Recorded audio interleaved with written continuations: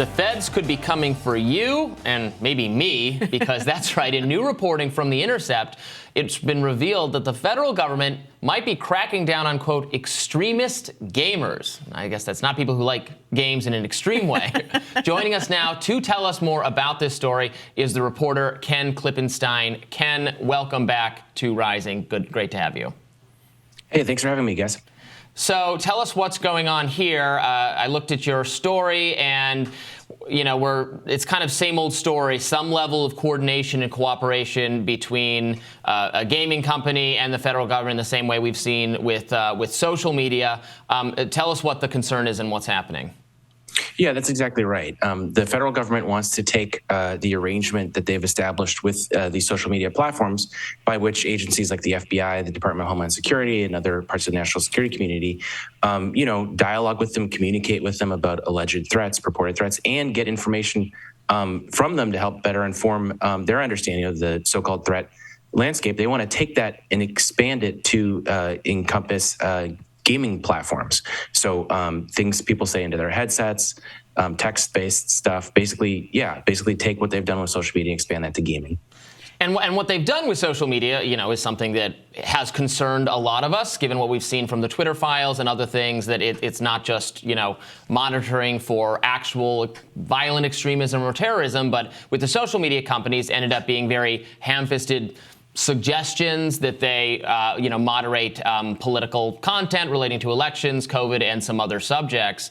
And then also with video games specifically, these intelligence law enforcement has a history of, reaching out to kind of loner type people on the internet and actually like ensnaring them and entrapping them. So that is another thing I would worry about here. Yeah, I want to quote from the report that's sort of central to the story, which is a report put out by the Government Accountability Office that conducted an audit of these efforts to expand these mechanisms to gaming companies. It says, quote, the Federal Bureau of Investigation and the Department of Homeland Security have mechanisms to share and receive domestic violent extremism, threat-related information with social media and gaming companies. So basically, through the DHS's intelligence office, called the Office of Intelligence and Analysis, and the FBI's 56 field offices, they liaise with these companies in the form of briefings. The FBI has a tip center that it processes tips from these gaming companies through. And again, it's bi-directional. The national security agencies are giving them briefings and sharing with them information about what they consider to be threats. And then the gaming companies are communicating them to help inform their picture of what the threat landscape looks like. So that's essentially what this says, is that they already have these mechanisms in place. That's already there. But what's interesting about this report, it's kind of like an audit. It says essentially there's no strategy in place. There's no clearly defined objectives or goals. And so it's kind of an ominous warning about how this can be carried out when so much of it is done. I think the exact words used was ad hoc, done on kind of like an informal case-by-case basis. And a number of gaming companies, many of them didn't want to be named for the report. They were interviewed for the report, describe having productive relationships with their local FBI field offices. And so part of the challenge of this is surmising what exactly it is that constitutes this interaction, because there's so little information, not even necessarily in a nefarious way, but just in that there's no strategy in place to define what it is that they're even trying to accomplish here. And so that's the point that the Government Accountability Office report raises. Yeah, as the non-gamer here, perhaps, at least not since I was trying to slap my brother in 007 as a child. It's a great game. Goldeneye. I loved it. Yeah. He hated that I could kill him with my slaps. My understanding is that these games are less like the one I just described from 25 years ago, but that these kids, often adults, often are wearing headsets and are talking to each other, having relationships and friendships through the games, kind of like how you would pick up the phone and call someone and use it as an avenue for communication back in the day, or for an older audience. So when they're talking about assessing the threats that are being articulated, or a potential threat that might come through one of these audio conversations or writing that's happening in the context of the game, how is that any different from the government saying, I'm going to spy on your phone call, or I'm going to spy on your emails because we think that this cohort of people presents some as of yet unidentified high threat risk?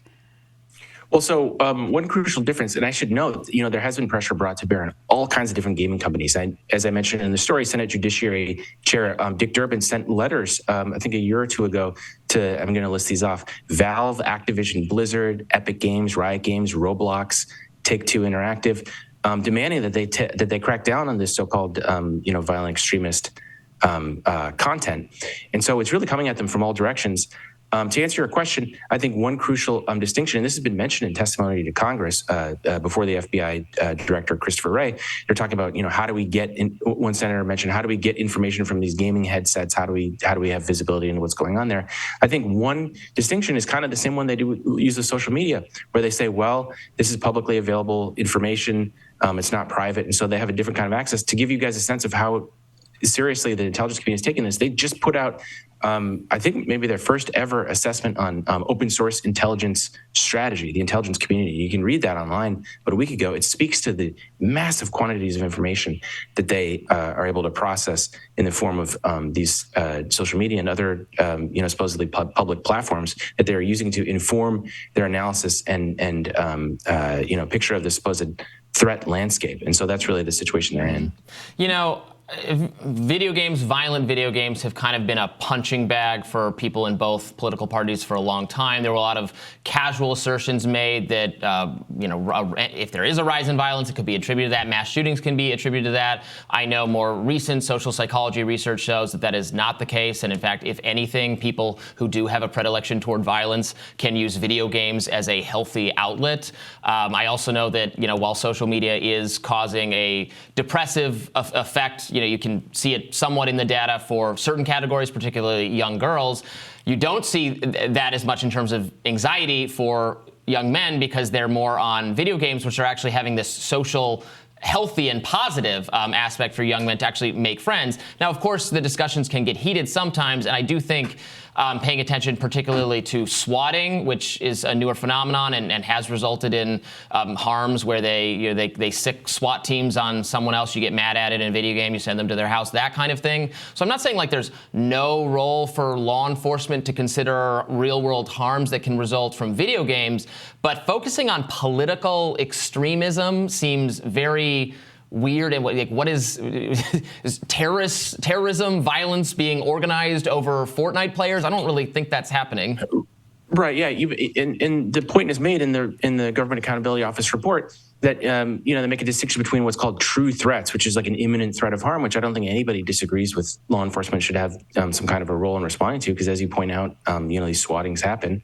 But it goes farther than that. It goes on to include the dissemination and furtherance of these supposed domestic extremist content. And so the question is how they define that. And again, because of the lack of strategy, because of the lack of oversight, because of the lack of guardrails that exist, we don't have a very good answer as to the specifics. Ken, thank you so much for joining us and for doing this amazing reporting. My pleasure, guys.